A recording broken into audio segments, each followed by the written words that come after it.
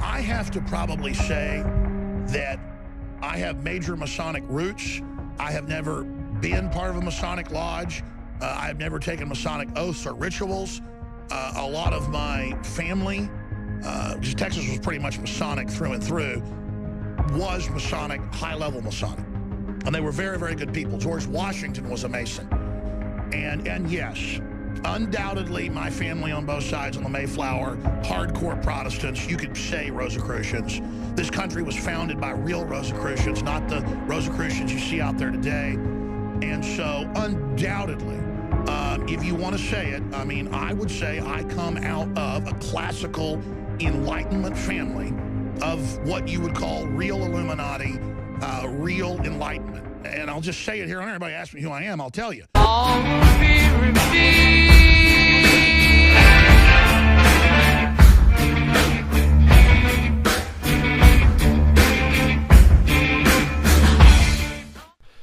Okay, this video is going to be short and sweet, even though it's a huge topic. I just need to get a few points across pertaining to Freemasonry and Rosicrucianism, and I can't think of a better segue than using Alex Jones as a prime example. So a little over a year ago, Alex Jones admits on air that his family lineage extends all the way back to the Rosicrucians. And he also admits that he tends to side with the ideology of Freemasonry, naming George Washington as a benevolent example.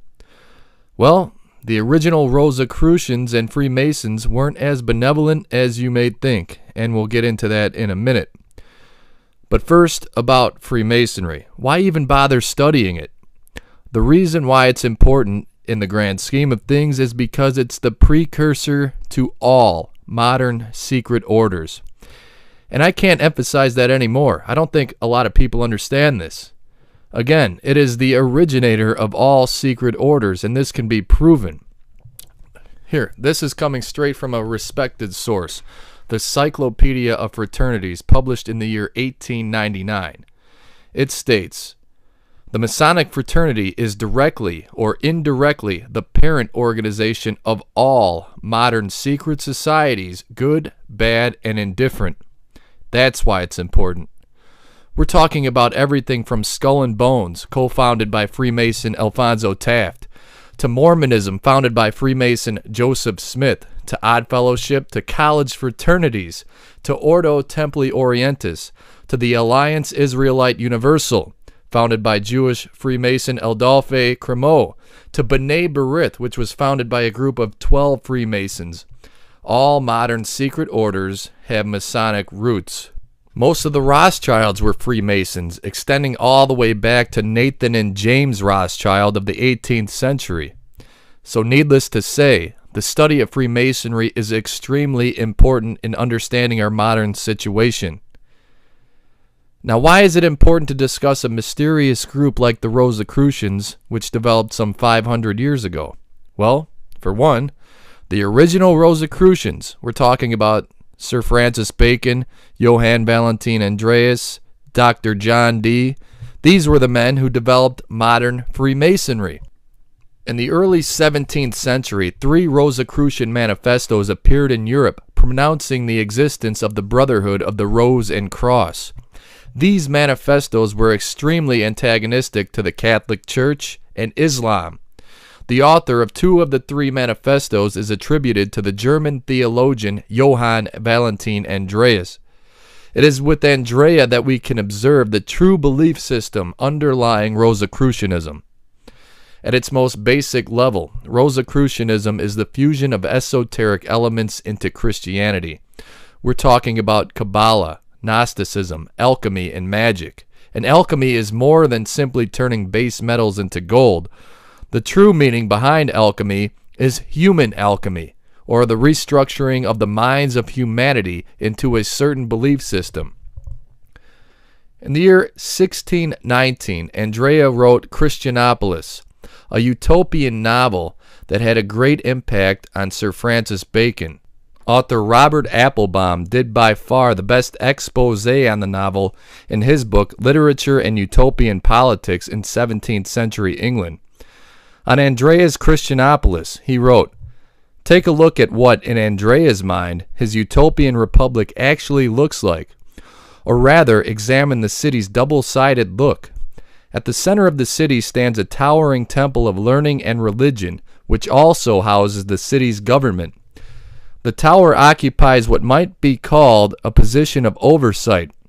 From here, the leaders of the town literally oversee the behavior of the citizens. The fact that life in utopias like Andrea's is overly controlled and oppressively regulated is a common complaint. Although Andrea imagines the inhabitants of his city would lead a generally liberal existence, he has placed them in an environment where the rule of freedom is inescapable. Everywhere one goes, one sees the order of the city ordering one's life, and everywhere one goes, one is also aware of being seen. Life in Christianopolis is a monitored life, an oppressively self-monitored system. Kinda sounds familiar, doesn't it? This is incredibly ironic. According to people like Alex Jones, the Rosicrucians were supposed to be freedom fighters, battling alongside the Protestants, fighting the oppressors within the Catholic Church. But here we see Johann Andrea, an original Rosicrucian, setting up an oppressive governmental system himself. The Rosicrucians and Freemasons from the start have been involved in a mass human alchemical process of reshaping humanity. Don't believe it? Let's read from a Rosicrucian himself. Rosicrucian initiate Max Heindel wrote the book Freemasonry and Catholicism. In part 1, entitled Lucifer, the Rebel Angel, Heindel confesses, "The strife must continue until the battle for the souls of men has been lost and won. The issue is not, however, the persistence of the Masonic or Catholic institutions, but the outcome will determine the nature of the training humanity will receive in the remaining periods." You see, the real secret of the secret societies is the art of control, and the ancient phrase for secrecy or confidentiality is sub rosa, or under the rose. And the relationship between the rose and secrecy extends all the way back to the ancient Greeks. Harpocrates, whose symbol was the rose, was also the god of silence and secrecy. Statues of Harpocrates, which are shown with the index finger placed over his lips, were placed by the ancient Greeks in areas where they practiced the ancient mysteries. So when Alex Jones snuck in, quote unquote, to the Bohemian Grove, he was actually entering an area where the ancient mysteries were and still are practiced. And we'll get into what the ancient mysteries were and why secret societies are attracted to their practice as we go along in this series. But as you enter the grove, a statue of St. John of Nepomuk is placed directly in front to signal to members not only to keep their mouths shut, but to let them know that they are about to take part in the mysteries. And no, the 40-foot owl does not represent Moloch as Alex Jones preaches. It represents knowledge and wisdom. For those in power narcissistically believe that they know the proper direction for the rest of us. Before the owl was erected in the grove, there stood an even larger monument representing knowledge and wisdom, a 70-foot statue of Buddha.